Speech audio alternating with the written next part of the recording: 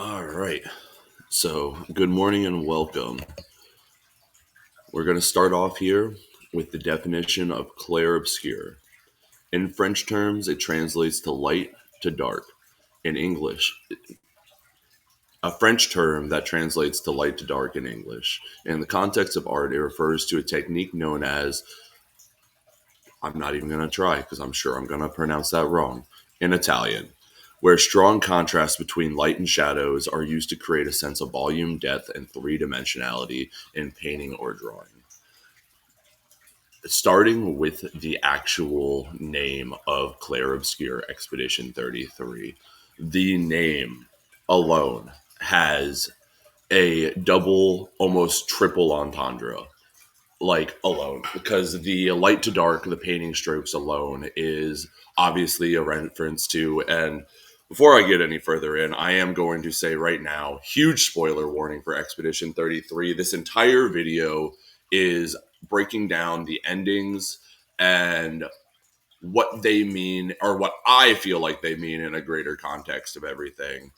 I've been really just wanting to talk about it, so I wanted to make this video to like get all my thoughts like out there. I haven't wrote any thoughts down. I finished the game, I want to say like 2 or 3 days ago. I've been letting it sit and stir and everything, and I've been really like thinking about it hard and everything. And I watched both endings.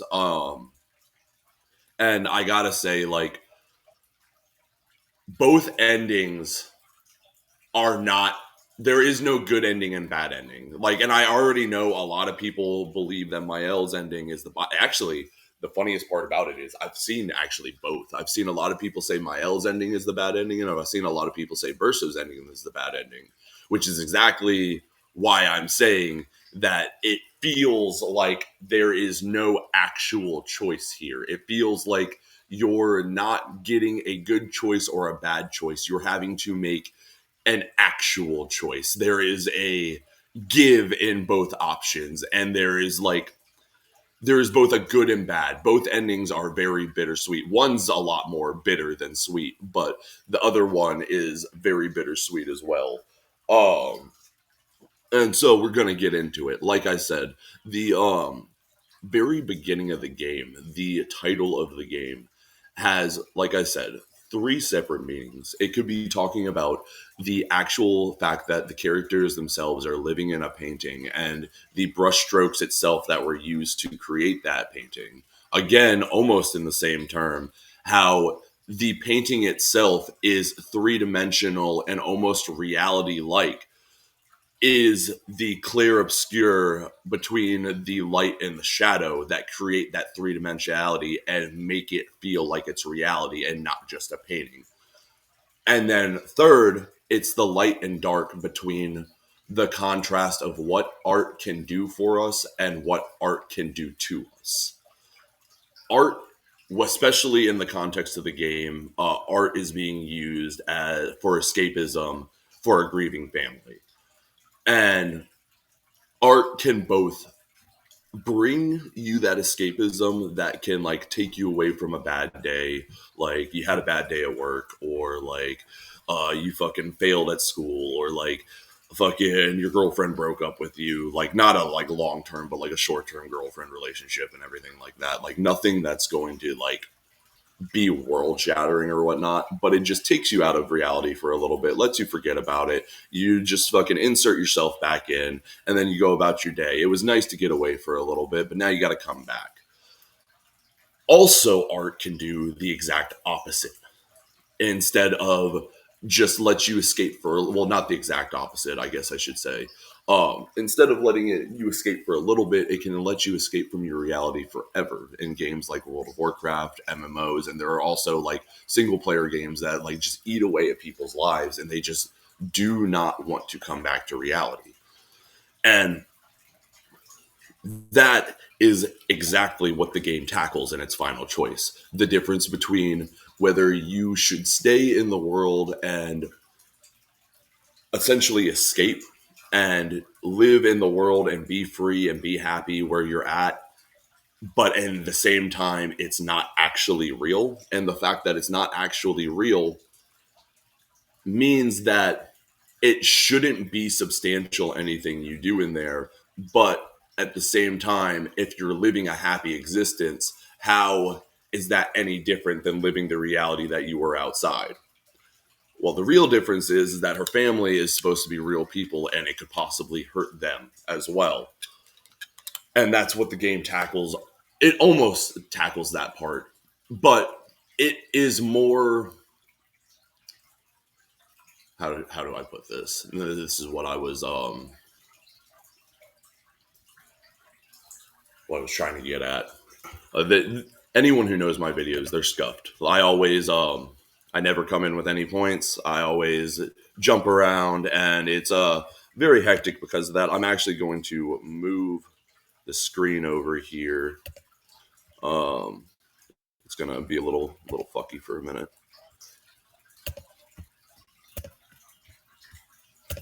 Move the screen over here real quick. Oh, yep, you guys are gonna see a major lag. I'm sorry.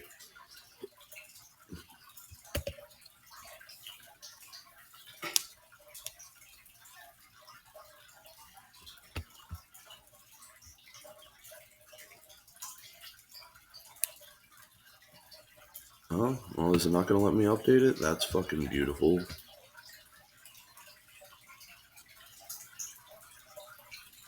If I upload this, I might try to cut this part out. Why? There, thank you. Okay, yeah, sorry about that.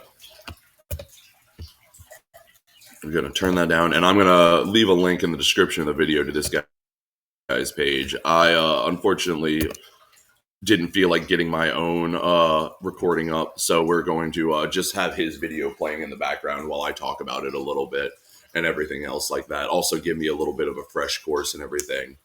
So in Verso's ending, he gives up 100%. The painting is dispersed. Mael goes back into the real world. Her family grieves over her brother's loss, and he's finally able to rest. It's implied that they destroy the canvas, which is very, very like upsetting to me. I feel like not because the characters and everything are gone, but mostly because like I've lost people before in the past, and like having like one memento or memory of them is always a nice comfort and feeling to like be able to always look at and remember them. But I've never had a memento literally almost try to eat me alive. So at that same breath, like I've never had like a brother's save file in Animal Crossing who's died or something like that I just went and lost myself in or something like that, because that's essentially what this is. This is an old world that um both the characters, Mael and Verso, unfortunately, is Mael's brother who died in a fire. I'm gonna give like a quick recap right now. Um, and this entire world is a painting that he originally painted with her as a child that they played in together. And he even had a little part of his soul, because it's implied that in order to make these paintings, you have to put a little piece of yourself into it, which is all kinds of fucking like what is it? Symbolic of how actual art works. Whenever you make an actual piece of art, you always have to put a little bit of yourself into it. Um, and it'd be like, so they made this world and everything. Verso died in a fire, and then his mom went into the painting to essentially live an entire life with him, because she's able to manipulate the painting and paint an entire version of her family in there and give them immortality and let them live forever, essentially. But the longer that someone from the real world stays in the painting, the more that they actually lose themselves and start to die, and everything in between. And the whole reason I wanted to make this video was really honestly so I could point out the contrast between what art can do for us when you're grieving. It can either consume us like it does with Mael. It quite literally, like you see at the end here, it consumes her. Or we can use it as a little bit of escapism to help us grow and help us get that little bit of extra catharsis that we needed to move on and actually live a healthy life. Um, That's the main reason I wanted to make this video. I also wanted to make this video because I wanted to highlight how interesting this choice is, not from an actual worldview standpoint, because the worldview Versa's right. There's no way like you can say any way, shape, or form otherwise. Like Verso is 100% right. She should let him die. He should be able to rest. She should go back to reality. She should deal with the real world. She should like deal with her grieving in a healthy manner and not try to escape from it and not try to be someone she's not. Those are all very, very unhealthy things that escapism can bring to people, and it happens in everyday real life. I have a couple of actual real life examples myself. I'm not going to get into them here. Um, oh shit, you guys are gonna unfortunately have to see an ad. Like I said, most scuffed broadcast in history. Um, but from a player perspective, not from an actual world perspective, the choice that's presented is super interesting because essentially you start off from this game. You are presented with the characters Gustav, um, Loon, and Cecil, as well as Minoko, Eske. You're given all these characters, and before you're even introduced to Verso, and well, you are introduced to Renoir, but you don't understand what his deal is. You don't understand that Mael's actually a real person. You don't actually know that all of this is fake in the first part. The whole first and second act, you believe all of this is real, and you're doing all of this to save these people. And yes, you do realize that all of this is fake, but it still doesn't change the fact how it was presented in the first place. It still doesn't change the fact that these people have lives, they have dreams, they have hopes, they have wants. They literally have been giving up their lives one after another so that the ones after them could survive. Literally, Gustav's whole thing is for those who come after. He creates the luminous converter that actually is able to take the chroma that the painting is made out of and convert it into actual energy and use it to topple the gods that created them. Well, he doesn't use it, but you're able to use it to topple the gods that actually created them.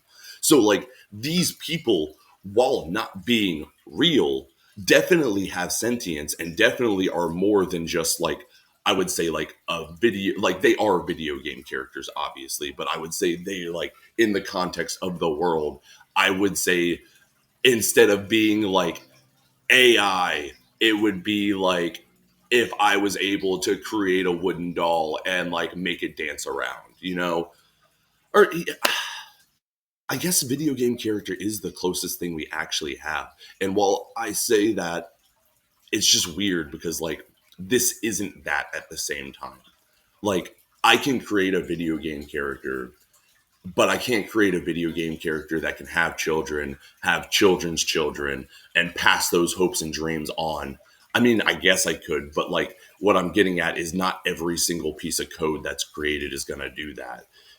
It feels like every single piece that's created in these paintings do that. Like even down to the Nevrons that fight you, they have their own hopes and dreams. You find out that the ones that aren't just mindless killing machines. The white ones actually want to, like, they have wants, they have hopes, they feel, they actually are people, but they're not. They're not real at the same time. It would be essentially if God stepped down here and decided he wanted to be lost in our world for a little bit. And to him, all of this is a fabrication that he made. But to us, this is everything. This is where I was born. This is where my kids will be born. This is where my father was born, you know? So having the choice to either erase that entire world or leave it intact and keep it how it is extremely, extremely enticing because the entirety of the game, you have been set out to save all of these people, even though they're not real. the entire point. You started this adventure to save everyone. But now that you know they're not technically real, does that invalidate that in first set out? Like, when you first set out on that goal, is it now invalidated because all of them are not real? Technically, it should be, but me as a player, I don't feel that. And I feel like that's where this choice really like hits home. Because while I might get everything I wanted and I hit my goal, I saved all of the fucking painting, everybody's in there and everything, I destroyed a real family to do it. Verso is trapped. It's implied that he's trapped in a chronological loop. Mael's letting him get old and then be reborn as a child and then re-raising him. Mael stuck in the painting is going to die forever. Through the implications of Renoir being upset and everything at the end and saying how he can't lose another child or another person to the painting and everything like that, it's implied that that whole family probably fell apart and everything else in between. So you destroyed a real family that was already falling apart in order to save a fake reality, but the reality that might have been fake was not fake to the people in that reality. And I know that's a very, very broad concept, but like I said, these are more than just like video game, like obviously they're just video game characters in our world, but like in the context of the painting in their world, they're more than just video game characters. They actually live, breathe, want, have hopes, dreams, and like will do more than an average video game character will do. It's like a really, really convincing AI, like a super fucking convincing AI. But like I was getting at, us as the player will want that ending, but the right thing to do will always be to destroy that escapism and let the family survive because they are technically what's real in this context. But at the same time, like I said, the painting people are, while they're not real, they still kind of are. So who are we to actually say that like they don't deserve to exist? And plus, on top of which, it's super bittersweet. Like, and this is why I said that this ending is also bittersweet. Like, everything I worked for was for nothing at this point. I might as well have just let the paintress do what she did. I might as well have just let her get to zero and let Renoir destroy the entire canvas. Yes, I got the catharsis of understanding what's going on. But if I really wanted this ending, the one that you're seeing on screen, I would have just let it all happen, not played the game. It's going to happen no matter what. That ending that you're seeing on screen is going to happen. It does not matter. Like, if you don't play the game, that ending will happen every time. The only issue is the mom might not survive the last 33 years. That is the only difference between the two.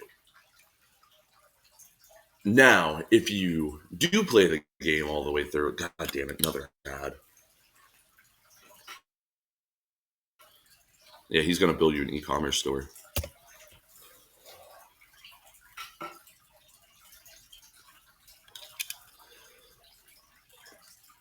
But, like I said, achieving that ending means that you have to literally rip this real life family to shreds, essentially. So now you have an actual dilemma for the player. And it's not like a choice between, oh man, what's the right choice, you know? Or I guess it is a little bit.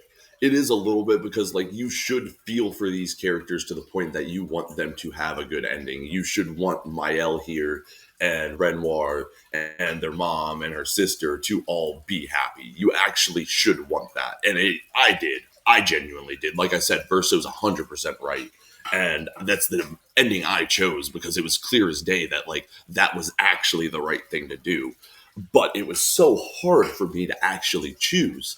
And because, like I said, everything I worked for in this game was for the other ending, was for everyone to come back and live happily and have their lives. And like for Gustav to give his journal to his apprentices and for fucking Mael to like live her life there and actually live past 16 and like have more years, and for like Cecil's husband to come back and everything else like that. Like those were all goals I had all the way up until the end of the second act. So now, me as a player, I am super, super like, what's the word? Man, I'm sorry. I can't choose. It was hard for me to choose. It was actually one of the hardest choices I've ever experienced in gaming. Because on this side, my entire journey reward should be right here. But I feel obligated to go over here. I feel not only obligated, I feel morally like I feel like if I don't do this choice over here, this choice over here isn't gonna matter in the long run. Because all the world was supposed to be for Verso also. Because like the implications that Verso is stuck in a never-ending time loop with his sister keeping him alive for her own selfish grieving sense is disturbing and horrifying on so many levels. But like I said, I feel like I'm obligated to choose this ending because this is where my entire journey has led up to. This was my goal. This is what I wanted. But this is what's right. And that's insane. That's insane that a game was able to make me actually choose between the two. Because I don't know. There could be another game out there that has a better choice like that.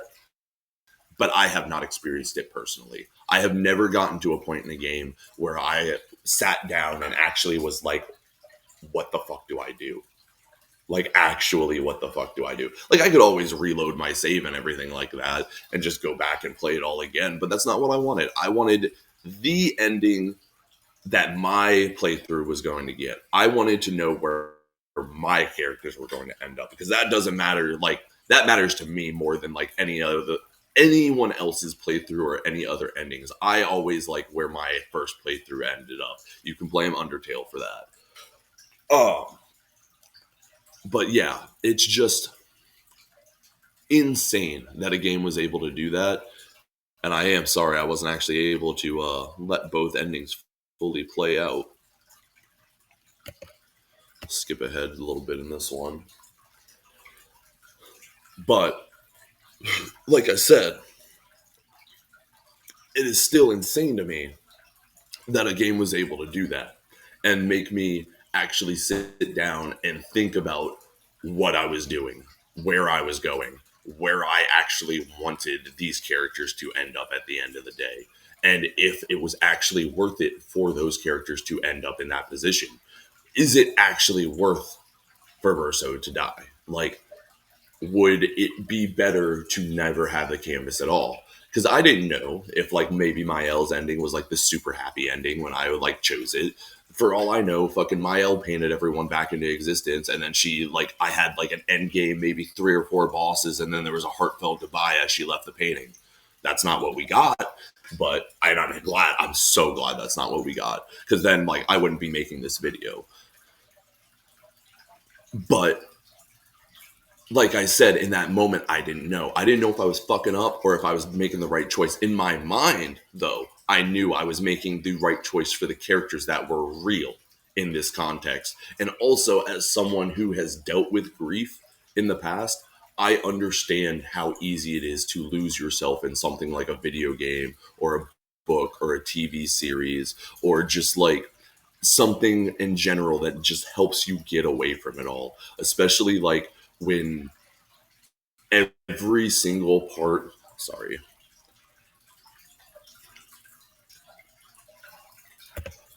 especially when every single part of your existence rings hollow to the fact that that person is no longer there. Having something to lean back on and actually remind you of that person and even give you a little taste of them still being there is intoxicating. And it's intoxicating to the fact that, yes, you can lose your entire self. And the thing that happened to Mael in this game can happen to people in real life. people can experience grief and then lose themselves to it. Doesn't even necessarily have to be a video game. Normally it's drugs and alcohol. Normally they just you get stuck in this pit, this frame of mind, and you just you think there's no way out. The only way you're happy again is if you get that little taste, that little bliss again. And it's sorry to say that's not how life works. You will lose yourself. You will die. You will cease to be here. Even if you are still here on a personal level, you will lose yourself. You will stop being the person you originally were. Grief and escapism will consume you, but it is also necessary in the process because without it, you lose yourself entirely.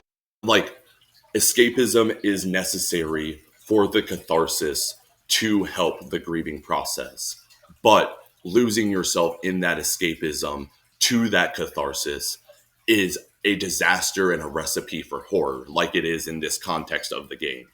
And that is where the actual name of the game, like I said, has a double entendre and is the entire theme of the game, to the point that they put it multiple times in like multiple songs. The light to dark, the light that escapism can bring and the darkness it can eventually become, the contrast between the two. And it's insane to me that they were able to pull this off in a 60-hour video game. And I say 60 hours because I got to level 80. I beat all the bosses. The only one I have left to do is Simon. I'm going to do it also. Like, I've beaten literally every single other one. Fucking, I love this game. This is an actual 10 out of 10. Like, 9.5 only because of the platforming. The platforming fucking sucks. Guys, fuck, I forgot what the studio was called that made it, but you guys need to fix that. Like, seriously. I did the Gestural Ultimate Challenge, finished it. It was literally the worst 4 hours of my life.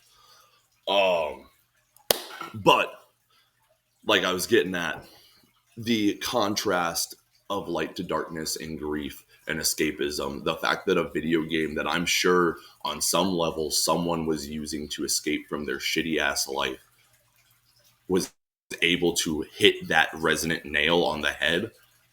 And I'm sure it caused at least 1 to 2 people to put this game down, step back, and actually start fixing themselves.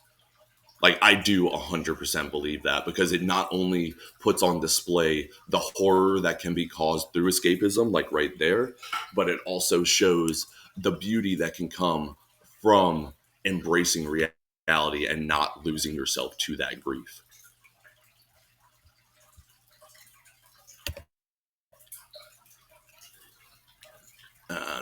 But so I think I padded that out pretty well and got all my points across and everything.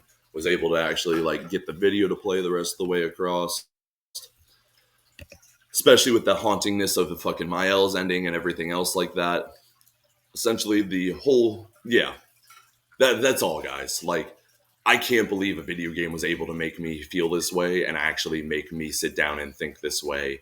And the fact that they were able to do it in the context of what video games and art do for you, on top of how grief makes not only that escapism necessary, but also makes it dangerous, is fascinating. And it just, oh my God, like, it's got so many fucking contextual levels for art.